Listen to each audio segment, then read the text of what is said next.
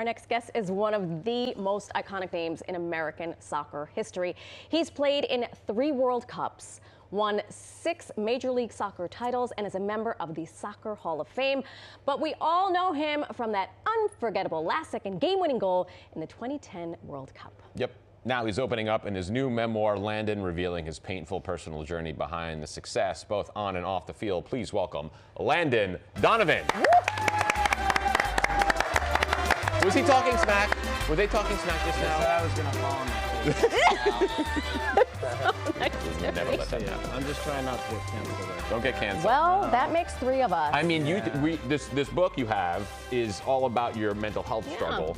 I mean, could you imagine if there were iPhones back in the 90s and just filming all this? I cannot tell you how many times I thank God that there was not social media back then. I have some stories, not in the book, but some stories where I'm like, yeah, I was in bad shape or had a few too many and in public. And but we all grew up around the same time, and we've all been there, and we're all. But you can't do anything now. No, everyone's perfect. No. Everyone's and perfect. And they're just judge.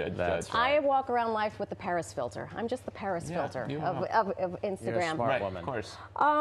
First of all, honor to meet you. Likewise, thank you. Thank you so much for sharing this story, because as a former athlete, as someone who's raising athletes, I use athletic culture to sort of navigate my life. Cool. To understand that there's so many levels, there's more than just the athlete, and that you were going through serious struggles and we had no idea. Well, you guys understand that when you're in public eye, you have a persona and an identity that people identify you by, but that's not necessarily the real you, right? So while people were watching what was going on in the World Cup and things going on, behind the scenes, it was not always pretty. And it started, I grew up quite poor in Southern California with a single mom, no father around, 3 kids, twin sister. And there's my family. One time we were together right there. And navigated all that to end up, sitting on your couch here today. So it was not always easy. I am peaking right now. Peaking right now. I showed up yesterday, I'm like, they greet me at the Ritz-Carlton, give me this amazing view of the park and all, and I'm like, how did I get here? Like, this is insane. So, incredible soccer. I mean, I was reading your biography, and you started playing very young. And was it like you scored 7 goals in the first game you ever played, and you were like 6? My mom tells this story. I think it's hyperbolic. I think she's exaggerating. Come on, as mothers, we like a modicum of hyperbole. 7. I'm like, I couldn't even walk. Have you seen Landon? He's amazing. You know how moms, exactly. You know how moms are. But do you think a lot, because when you rise to success quickly, I think, did that contribute to the depression a little bit, where you're you're looking around, you're like, oh, this is it. Like, I did it. Yeah, good point. So in retrospect and through lots of therapy, I always had like an undertone of depression when I think back about my childhood. But then I had some major depressive episodes in my life. And part of it is, yes, in 2022, I was named the best player in the World Cup. Best young player, sorry. Important distinction. Best young player. And in 2006, I had a really, really, really bad World Cup. And then my world crumbled when I got back home. And because my identity was so tied into who I was as a player and not a person, I went into a deep depression. It really hurt me. I think we forget that too. Like, we're so into our jobs that becomes who we are, and when that doesn't go right, life is over. That's right. And it's not just people in the public eye. It's exacerbated when you're in the public eye because everyone's judging. If you have a bad morning, they're like, he was terrible. Nobody cares. But no, they do.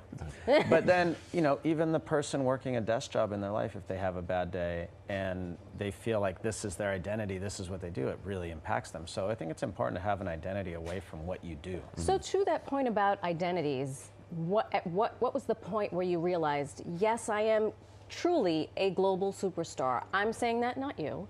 How did you dig deeper to figure out what your identity was? Was that part of through therapy? Through therapy. Yeah, because when talk therapy, because we like to share. We're both very public about our own therapy. We're therapeutic. I'm glad to hear that. And it's talk therapy for me. Yes, it's talk the same therapy for you. And my therapist Juliet, she would define me as different types of Landon. She's like, you have the young Landon, you have adult Landon, you have soccer player Landon, you have your family Landon, you have married Landon, and being okay and learning how to differentiate from all of those and be like in the moment right now. I'm Landon Donovan because I'm here on the show. When I go home and I'm with my kids, they don't give a they're like, you're just dad, right? They're like, I'm hungry. But being okay with those and understanding how those are all different. This is such a cliche question, but I have to ask because I was 7 when I started showing signs of mental illness. And for kids watching right now that are getting into sports, what advice can you kind of give them? Well, I would more give the parents advice. Like, Right. We're the ones that screwed leave up. your kids alone, right? And like if you just watch kids go outside, sometimes my son they all play soccer. My son's soccer team will come over, and they go out in the backyard, and they can spend 6 hours out there, and they're fun and laughing. The minute I show up down there, it's like fighting and this and that, and I'm like, what am I doing? Get out, just leave get out. them. Right, Just right. get And then out you of watch youth sports and it just destroys the game for these poor kids. Yeah. If you told all the parents just shut up, Yep. don't say a word, and watch what happens on the field, there would be joy Yeah, everywhere. magic. It would be so awesome. I wonder, you went through these struggles silently. The world, I certainly didn't know. Fast forward to the last couple of years, mental health and sport has been really at the forefront, I think, of society. And I think of Simone Biles, who very publicly. What was your reaction when you watched that? Was there a Compassion. Okay. Yeah, I mean, I did speak about, not extensively, but I was very open. As I went through therapy in the mid-2000s, I did speak openly about it with teammates, friends, sometimes publicly in media, not extensively. But when you see someone like Simone, who's on the biggest stage speaking, but you see Naomi Osaka, there's all sorts of examples.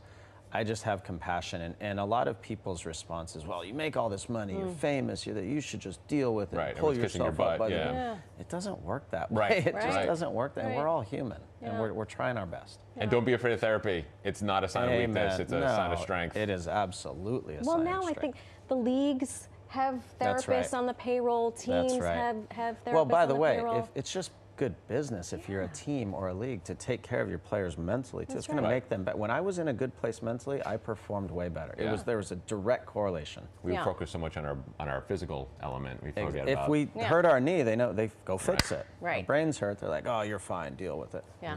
So Put some dirt on it. You'll be fine. rub You'll be some Robitussin on You're it. gonna be just fine. So we are gearing up for FIFA, for the World Cup. Yes. What does that stir in you?